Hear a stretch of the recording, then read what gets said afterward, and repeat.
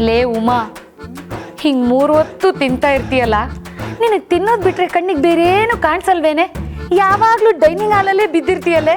ಅಯ್ಯ ಅತ್ತೆ, ನಿಂಗೆ ಯಾಕೆ ನಾನು ಹೊಟ್ಟೆ ಮೇಲೆ ಕಣ್ಣು? ನಾನು ಇದನ್ನೆಲ್ಲ ತಿಂದ್ರೆ ನಿನ್ನ ಆಸ್ತಿ ಏನು ಕರ್ಗುತ್ತಾ?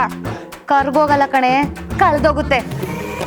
ಲೇ ಉಮಾ, ನಿನ್ನನ್ನು ಹೇಗಾದರೂ ಮಾಡಿ ಈ ಮನೆ ಸೊಸೆ ಮಾಡ್ಕೋಬೇಕು, ಈ ಇಡೀ ಆಸ್ತಿನೆಲ್ಲ ನಮ್ಮ ಕಡೆ ಮಾಡ್ಕೋಬೇಕು ಅಂತ ನಾನು ಹಗಲು ರಾತ್ರಿ ಕಣ್ಣಿಗೆ ಎಣ್ಣೆ ಬಿಟ್ಕೊಂಡು ಯೋಚನೆ ಮಾಡ್ತಾ ಇದ್ರೆ ನಿನ್ನ ಕೈಗೆ ಸಿಕ್ಕಿದ್ದನ್ನೆಲ್ಲ ತಿಂತ ಕೂತಿದೆಯಲ್ಲೇ. ನೋಡು ಉಮಾ, ಈಗಲೂ ಕಾಲ ಮಿಂಚಿಲ್ಲ.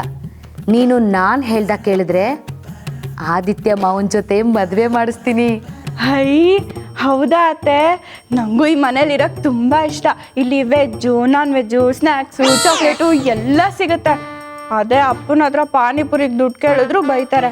ಅತ್ತೆ, ನೀನು ಆದಿತ್ಯ ಮಾಮನ ಜೊತೆ ಮದುವೆ ಮಾಡ್ಸಂಗಿದ್ರೆ ನೀನು ಹೇಳ್ದಂಗೆ ಕೇಳ್ತೀನಿ. ನನ್ನ ಮುದ್ದು ಬಂಗಾರ, ತುಂಬ ತಲೆ ಕೆಡಿಸ್ಕೊಳ್ಳುವಂಥದ್ದು ಏನೂ ಇಲ್ಲ ಉಮಾ. ಇಲ್ಲಿ ನೋಡು, ಆದಿತ್ಯ ನೋಡು ಹೇಗಿದ್ದಾನೆ, ಒಳ್ಳೆ ಹೀರೋ ಥರ ಇದ್ದಾನೆ ನೋಡು. ನಾನು ಹೇಳಿದ್ದನ್ನೆಲ್ಲ ನೀನು ಚಾಚು ತಪ್ಪೆ ಮಾಡಿದ್ರೆ ಆದಿತ್ಯ ನಾನು ಬೀಸೋ ಬಲೆಗೆ ಬೀಳೋದು ಗ್ಯಾರಂಟಿ. ಆಗ ಆದಿತ್ಯ ಅನ್ನೋ ಹೀರೋಗೆ ನೀನೇ ಹೀರೋಯಿನ್. ಸರಿ ಅತ್ತೆ, ಏನು